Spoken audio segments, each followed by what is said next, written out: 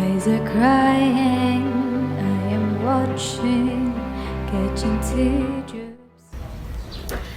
Dear Diary, to be honest, before I went to college, I do not want to be a teacher.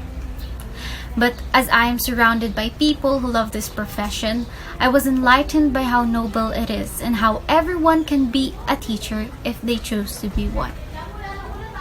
You do not have to be a licensed graduate teacher with master's or doctorate to be called excellent in the field, because being one on itself already is. Teaching has the power of influence in a child's life that remains forever, and that alone can testify to the contributions of how great of an impact teaching is in our lives. This is why my impression of teaching changed. I want to be one. I want to be someone that creates an impact on society's future generations by guiding the being molded path of students.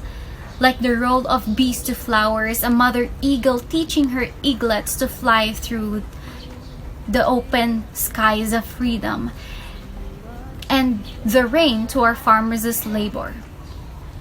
I teach because I want to make a change. A good change to be remembered, just like how my impression of being a teacher came to be. Dear Diary, I take utmost value in what I give back to them in return for their efforts in the classroom through giving acknowledgement and motivation. These things may sound not that much to others, but I beg to differ. Acknowledgement from someone people look up to, or a teacher, would motivate them to do better or keep it up. I believe that a teacher is a person that pushes students to excellence, that whom they would be proud of when they look back at it in the future. A teacher who acknowledges both mistakes and accomplishments, but also one who practices inclusivity through the recognition of diversity, and for every child to achieve a sense of belongingness. Then, I believe students will all move forward without anyone feeling exempted. Then I believe students will all move forward without anyone feeling exempted. Dear Diary, the gardener of the classroom. I want to be a gardener of the classroom. A gardener visits her garden every day. There are multiple things a gardener should consider, from toiling, choosing what type of soil, if it needs support like vines do, what suitable place should it be planted, how many times a day or a week should it be watered, or even how it can and should be harvested. If we apply it in the classroom, the teacher being the gardener, a gardener's role over her garden or classroom is significant and not at all easy. It needs preparedness and a sense of responsibility until it can be harvested. Just like how diverse the plants in the garden are, so as the students, where inclusivity should be practiced. Like how plants need different care, so as our students. Even the metaphor of picking unwanted little weeds around a plant can be visualized as a negative trait. As the gardener of the classroom should address and root them out so it would stop taking the nutrients from plants. It is the purpose of the gardener so the plant would grow healthy, bearing fruits and flowers of both the gardener and the plant's hard work and labor. Dear Diary, as someone who came from a school that offers education and a study environment to mold future teachers, I will use that experience and learning in my classroom. But if I put my ideal disciplinary methods in my classroom, it can be explained in two quotes. Everything has a reason, and every action has meaning behind it. I will try my best to be understanding as I could, but with the right balance between strictness and lenience. It is important to consider these aspects because it reflects the source of one's behavior.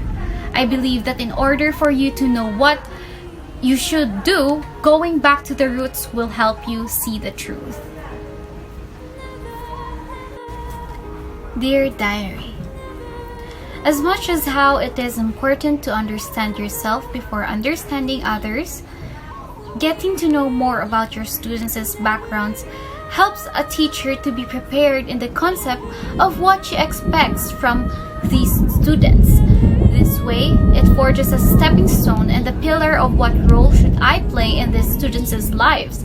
After all, students learn or copy from what they see, so I should be a good role model for them. I would then be able to adjust to it to create a flexible and inclusive academic environment for them. Dear Diary, I believe I can realize pedagogical approaches by weighing the aspects and attributes of my students accordingly.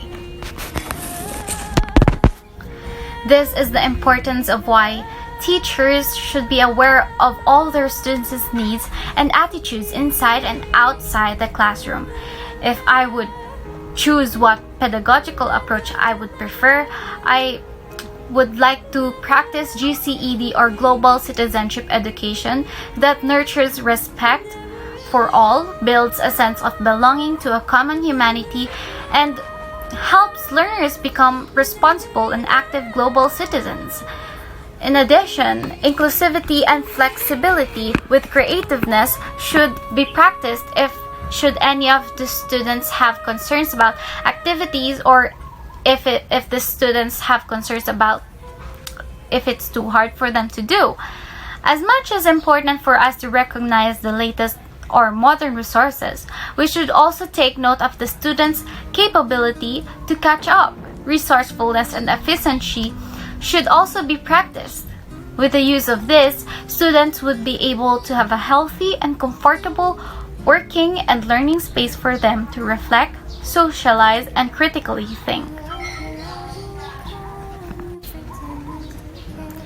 Dear Diary, upon making sure that there is a safe space, I'd like to make sure that I am not the only person who acknowledges and share insights of evaluations of their works, but also their classmates. Not only can this bring more feedback and motivation, but could also help boost camaraderie, confidence, and an engaging atmosphere inside the learning environment. Also, evaluation should be fair without biases. Professionalism must be practiced even though you are much closer to a certain student. It will also be a good brainstorming if both teacher and students brainstorm together by asking them about their own insight conversation about a subject. This way, both the teacher and the student will learn from each other. I think insights and reflections are a good approach to assessing a student's learning within the discussion. But to make it more inclusive, flexible, and open to creativity, creative reflection outputs would be amazing.